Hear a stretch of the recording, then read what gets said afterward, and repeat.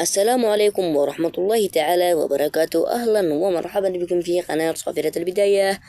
إليكم في هذا الفيديو الجديد الذي سوف نتحدث عن موعد المباراة والتوقيت والقنوات الناقلة للمباراة القادمة التي ستجمع بين نادي الاتحاد من أمام نادي القادسية من كأس خادم الحرمين الشريفين في النهائي. ولكن قبل أن نبدأ من كافة التفاصيل نرجو منك الإعجاب بالفيديو والاشتراك بالقناة وتفعيل الجرس لنتواصل بكل ما هو جديد.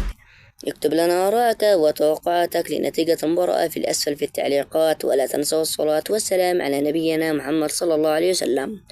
وستقام المباراة على ملعب الإنماء، وستقام المباراة بتاريخ الجمعة الموافق 2025 شهر 5 يوم 30 في تمام الساعة 9 مساء بتوقيت مكة.